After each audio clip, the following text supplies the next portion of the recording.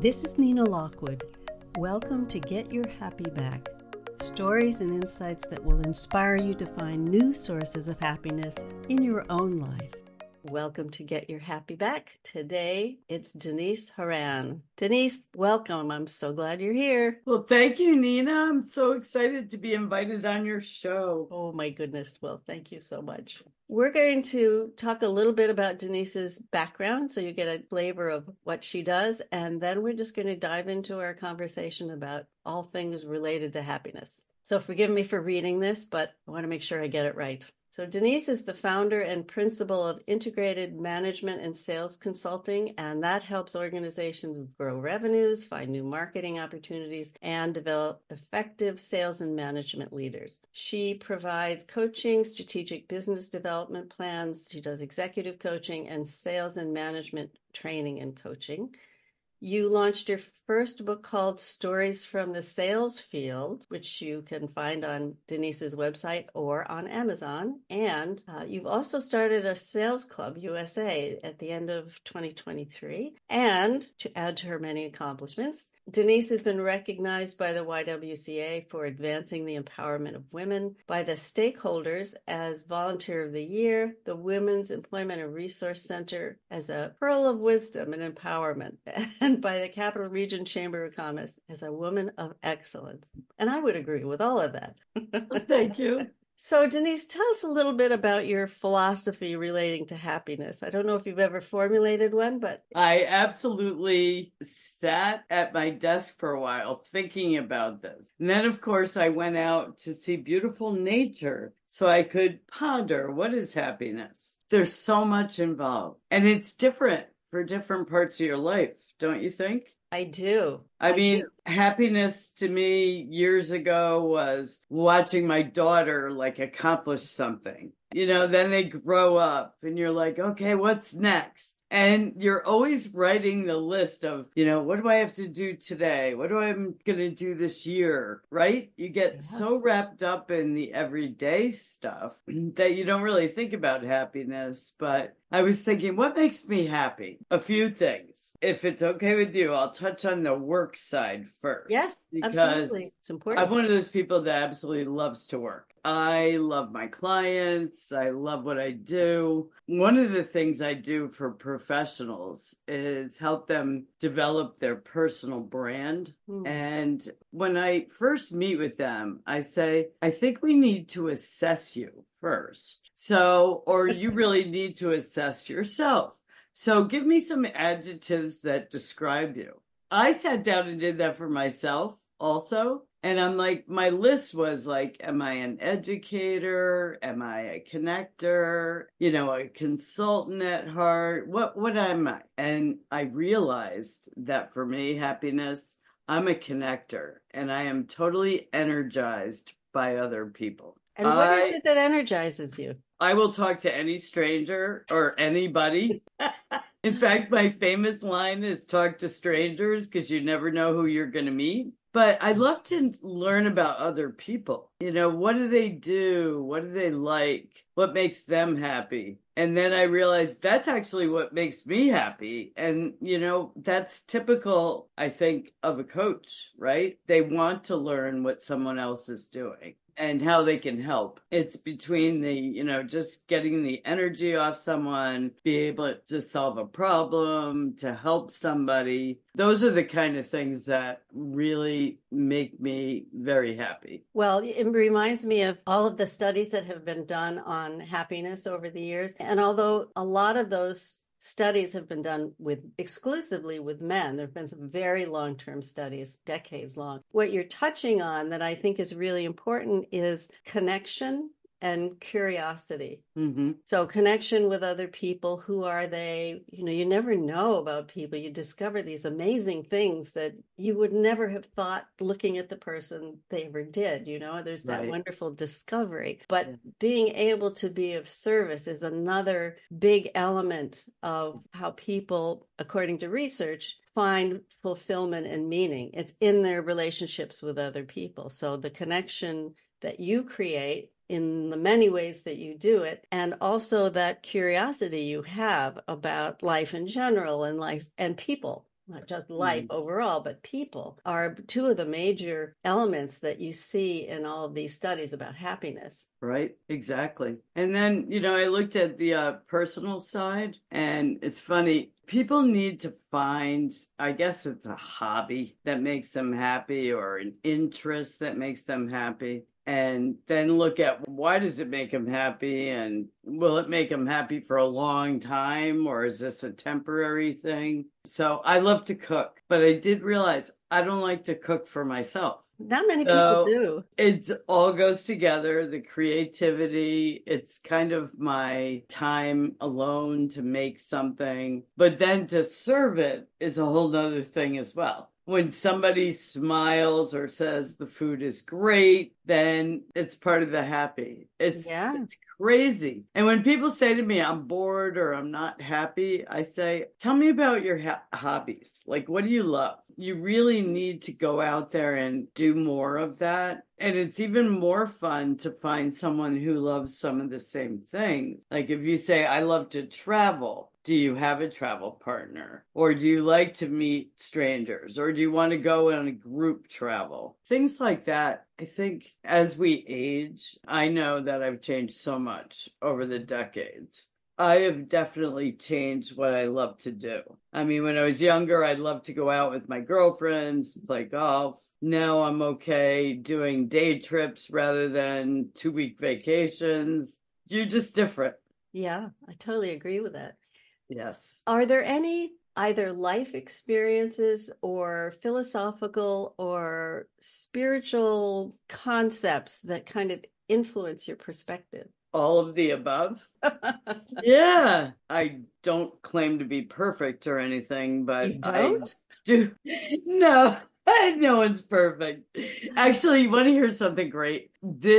I developed me in my 20s. I used to be a little bit of a perfectionist, and I was always trying to get everything right and work all the time and that kind of thing. And somebody said to me, I got to ask you a question. I said, what's the question? Do you want to be great or do you want to be perfect? And I said, well, I want to be great. And they're like, right, perfection does not exist. Don't try to be perfect. If you fail, you get up and move on. And I think that might have been the best advice always in my head. Every time I think, oh, I'm a little nervous about doing that. And then I say, it's okay. What's the worst that could happen? Right. No baby seals will get killed. Yeah, exactly. And, and you mentioned spiritual, a lot of people over the years ask you, do you belong to a church? Do you go to church? I believe spiritual and church are totally different. And I think you can be very spiritual, very values driven, and you can help people and work with nonprofits and do family things. All of that to me is what I really think the world needs more than anything. So those kind of things. And, you always say, well, I don't have a lot of time. But if you set aside a little time every so often to do those things, it really changes. It makes you happy. It makes you feel good. And you feel like you've accomplished something that people actually want your help. Well, that's another element of this profile of happiness is being of service. Yeah. Because after a while, if you do that checklist that we were talking about, the house, the family, the job, the vacations, whatever it is, at a certain point, I think your vision gets broader. Like you've satisfied those things, those itches. I got to achieve this, and this. And then it's like either your work gives you that opportunity, right, to really be of service, or you find another way. But it doesn't necessarily mean you have to leave a career or a good income and go work for peanuts for a nonprofit. But whatever your way is of connecting with people and being of service, there's something so magical about that, about seeing the possibilities in other people, because you can't help to start seeing them in yourself. Right, exactly. And there's nobody that wants to be limited unless they've had a personal history that says, I just want to stay in my little box and be safe. and predictable. But I think most people don't want that. Most people want a sense of freedom in their lives. Yes. And I think people in general like to try new things. They say people don't like change. I don't believe that. I think people do like change, and I think people do like something new. And I think that it's really the hurdle of getting over to the other side.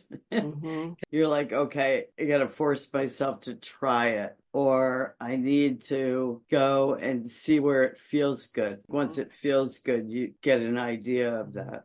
Yeah, that's the compass, right? Feeling good about something. Exactly. In your experience, I like to play around with the idea of creativity. How do you see creativity in your life? And whether it's, I don't necessarily mean painting or drawing, but just the problem-solving element of creativity. I look at your room all the time and it makes me smile because it's creative and it's something that I don't do. But I wouldn't say I wasn't creative. I'm creative in a different way than you are. Right. Like I mentioned before, I'm creativity, the meal I cook, creativity plays a role into that. The way I may help somebody with their business might be a creative solution. When I help a lawyer try to figure out how they're going to get new clients and they're working on their personal brand, I need to be creative. If they're an introvert who doesn't want to go to a networking event, how else can this person succeed? And we can explore some great ideas. Can I tell you a story? Please. I once met with this attorney and he was great with the law. Everybody gave him everything to do because he knew everything. But one day the partner said, you need to bring in a couple of new clients. And he got very nervous. So they luckily gave him me for a coach. And I said to him, so what do you like to do? He said, nothing, just law. I said, okay. I said, so he goes, if you put me in a room of strangers, I'm only going to curl up in a ball and not talk to anyone. And I said, okay. I said, so what do you do on weekends and evenings? Like, what makes you happy? I asked him. He said, my wife and I go out for dinner every weekend. And I write my own little write-up about the restaurant. And I'm like, that's fantastic. I said, you're now a restaurant critic on the law website. I go, if you put a little message there, it's going to draw people to find out where you ate dinner. You're a brand. You don't even have to talk to them. You just share what a great experience you had. He's like, I could do that. So Magic. Everyone's different. And, I think creativity plays a role in work, at home, with your kids, with your animals, with your spouse. Oh, boy. What do you think the role of mindset, how does that affect happiness? And was there ever a time that shifting your mindset made a significant difference in your overall happiness, whether it was to overcome an obstacle or something that you were doing that you wanted to get more out of, not just simply go through the motions? I think mindset plays a huge role I'm very grateful and fortunate that I'm a positive person by nature, and I have a hard time holding a grudge. I do feel sorry for the people that can hold a grudge because I think that is such a burden.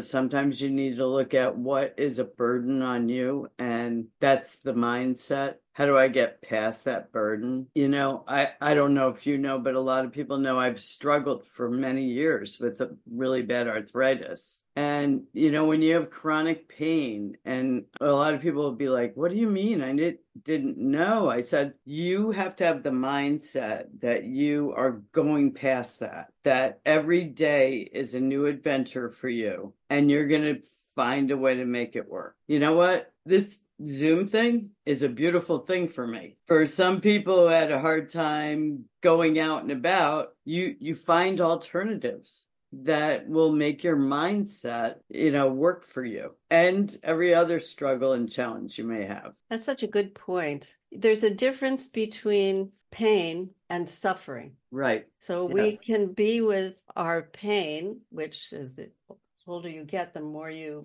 seem to have it. And the more we feel it. But we can have it and we can be present to it, but we don't have to let it ruin our lives. And we don't have to dwell on, is this going to be the way it is for the rest of my life? And how is this going to disable me? And, or whatever the dialogue is about that, or the monologue. But yeah, I think it's a really good point, is that we don't have to suffer. Exactly. And you know what? Only we can determine what our life is going to be like. To play a victim role is terrible in my view. You know what? We have all been given so many great strengths that sometimes we have to sit down on a bad day and say, what am I good at? Or what can I readjust my mindset to the things in this world that are important? Sometimes sitting in my chair and getting a report done, it just isn't the best thing. Maybe I need to get out and have a cup of coffee with somebody. Absolutely. Yeah. As you were speaking, I was thinking of a TED Talk that I watched yesterday, and the gal who was speaking said that one of the greatest things you can ask yourself each morning is, where is my next beautiful moment going to show up? That's a great thing. And sometimes it can be a little thing like a hug from the dog or your cat crawling up on the back of your, neck where I see it once in a while. Yeah, you're right. It could be that, or finding a special flower. We're growing vegetables. I'm all excited because we have a pepper almost ready. It sounds crazy, but it's a beautiful pepper. Simple joys. Yeah. So many little things. Yeah. And I think some of that is an age thing, and some of it is you're so busy in life during certain periods of time that you don't have time, they always say, to stop and smell the roses. You really need to find those few minutes by yourself to say, a lot of times I'll get up in the morning or go to bed at night and say, what was great today? Mm-hmm. And what will be great tomorrow? Just very much what you were talking about. And I'll be like, oh, thank goodness for that great call today. Or just now I came home and I said, thank goodness I went to that breakfast. I wasn't going to go, but I met somebody there that was good. And it was a great conversation, right? Yeah, you just never know. That's great. I wanted to ask you about something. I did an interview recently with Hope DeRocha, and we were talking about character strengths. Yes. And I was writing an article yesterday about what gets in the way of, why don't we love what we're doing? And if we don't love what we're doing, how can we begin to love what we're doing, or at least have an okay attitude about getting through it? Right. And it seemed to me there were three elements that really popped out as I was playing around with this. The first one was mindset, and realizing that our thoughts we're filtering everything through our minds, so that we have a lot of habitual responses to things. Right. Or if we have negative feelings about something today, it might not be that way tomorrow. So the more we can realize that thoughts are transient and they don't define the event, that's just our opinion in the moment. So there's mindset, and then there's character strengths. And where am I using my strengths?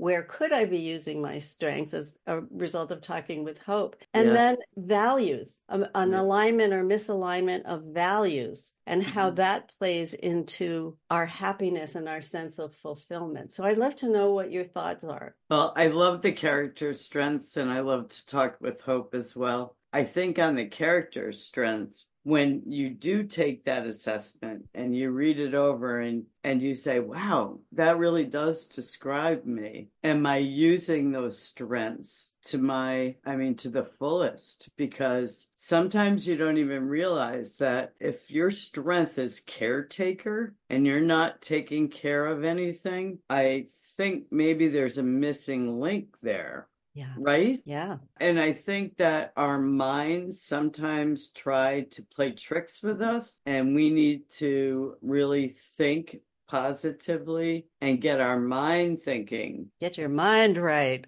Exactly. Exactly. Yeah. I'm just thinking that sometimes we blame our dissatisfaction on the job or the people we work with or our crazy family members or something out there. And yet, if we were to, or more intentionally, express one of our strengths in that context, that could change everything, because then I'm putting a positive spin on the situation, whereas before I may just have been complaining about it. Right. I agree with you. I think maybe that's the hardest challenge in life, at least for me, is to be around someone who's either unhappy or negative, because it is the opposite of me. And I hope I'm contagious, but sometimes, you know what I mean? But Yeah. sometimes I'm like, I don't know that I can help, or I'm not sure how you help someone else. You're really in charge of your own destiny. Say more about that, about being in charge of your own destiny. Well, there's a couple of people I know that have had rough lives, and I understand from circumstances, or they just in their mind have not accomplished what they wanted to do, and they're sometimes bitter or angry. And I said, you need to like kind of forge a vision for yourself. It doesn't need to be a vision for work all the time. What's your vision? Like, what do you want to do? What milestones will please you, and what can you work toward? So, maybe life isn't perfect, but can we go around and find something else? Get a new job if it's work, Yeah. right? I think there's an element, and I'd love to get your thoughts about it, is that when people are stuck in that depressed, blaming everybody else for their dissatisfaction, so much of that is old habitual thinking, and it's become so ingrained. In fact, for me, when I was trained as a psychotherapist, and one of the things that I saw happening was that people became their story.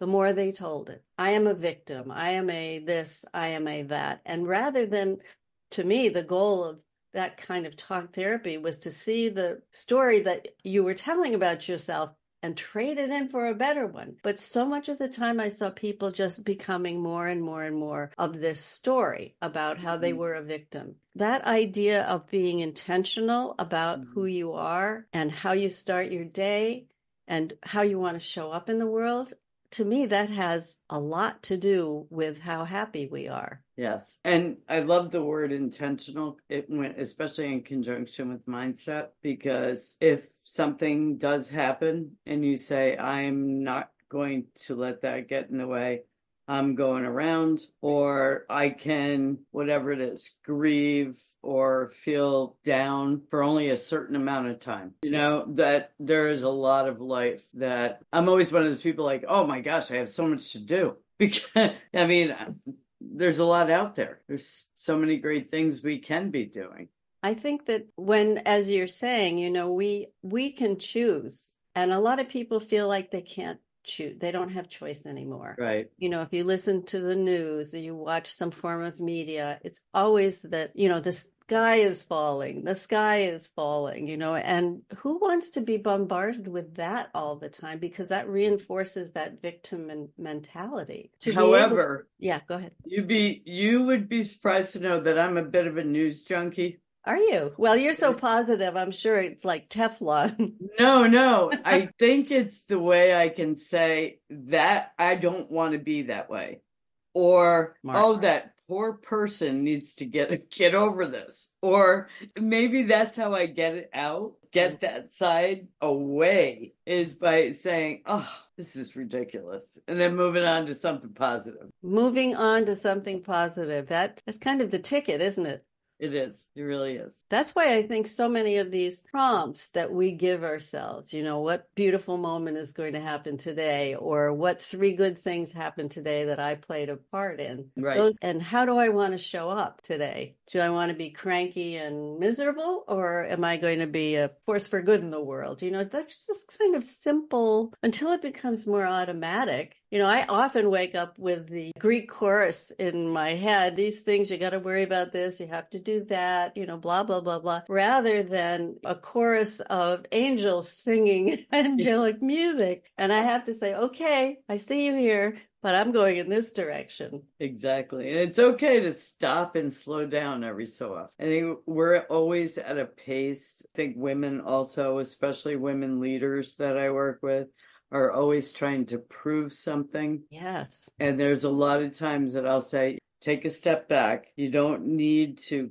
constantly be doing that, because the best leaders, I think, are the ones that have a little empathy, that understand life isn't perfect for everybody else. So true. Yeah, I know that's what you do best. Step You help them. back.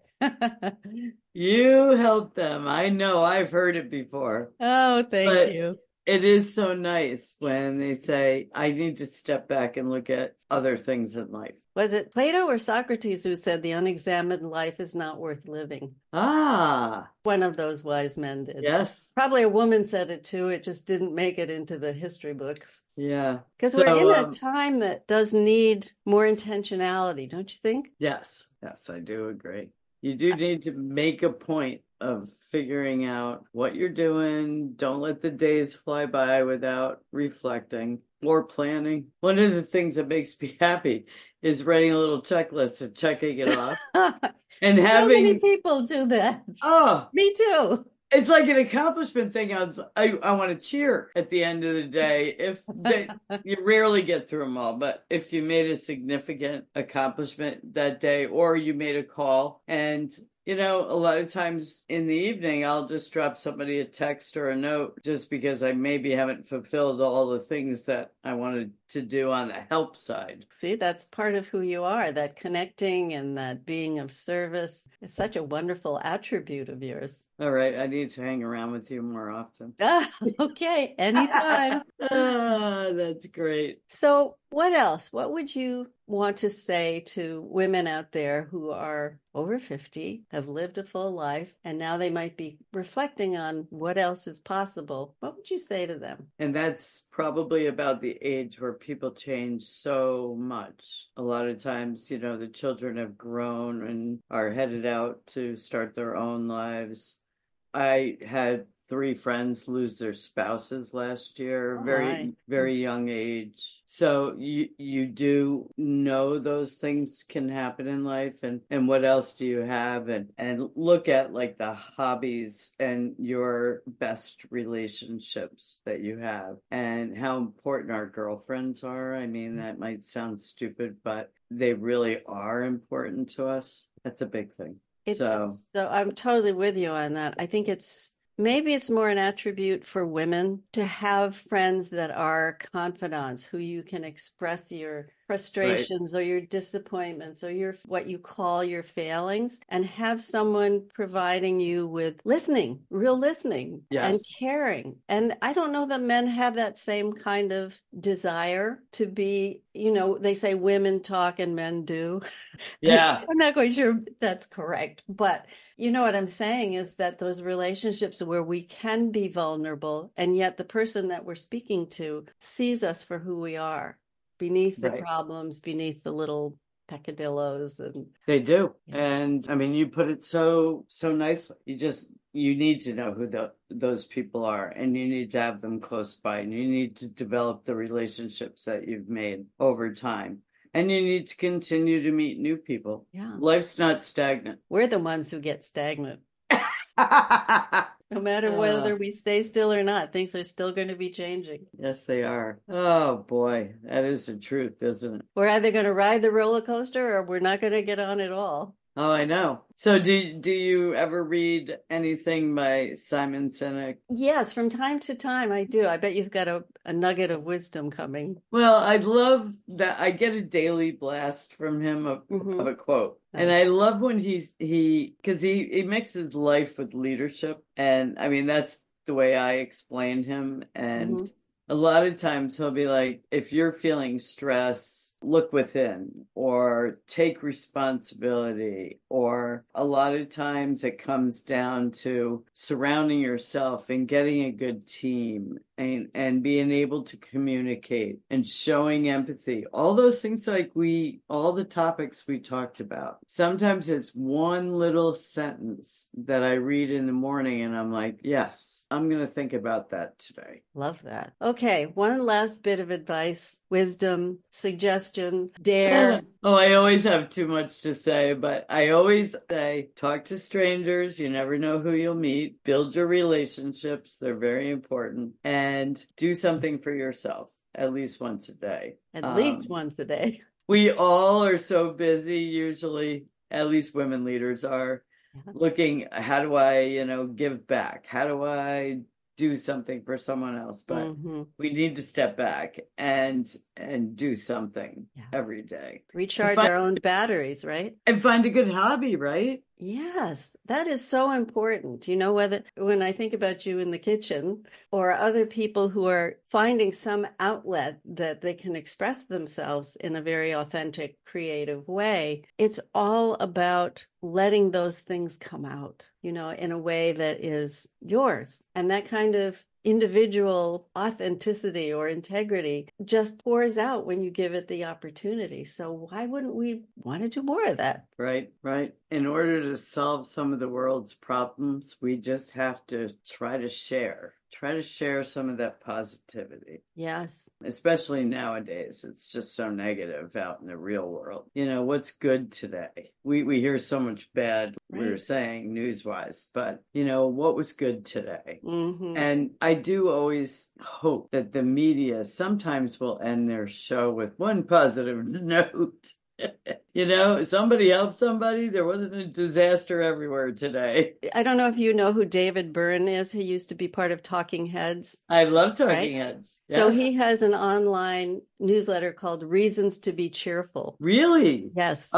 He just cites different things that are going on in different parts of the world that are helping people, helping communities, doing something to adapt to climate change. And I'm with you. We need more of that. We need more reminders. Fantastic. Oh, good. I'll have to look that up. Well, thank you so much for joining me today. I always love spending time with you, whether it's on a screen or in person. Well, thank you very much for inviting me on the screen and to talk. And hopefully people will reach out if we can help them in any way, you or I, because don't live in your own bubble. It will just get in your head. Right? Really true. Where can people find you? DeniseHoran.com is probably the best. Drop me an email, LinkedIn, Denise Horan as well. So anytime, send me a message, call me, whatever. Well, I know that anyone who reaches out to you will be more than thrilled with what you share with them. And same back at you. Well, thank you. No one, as they say. Thank you again. Thank you, Denise. And have a great day. For those of you who are listening or watching, thank you so much. And we will see you on the next episode. So bye for now.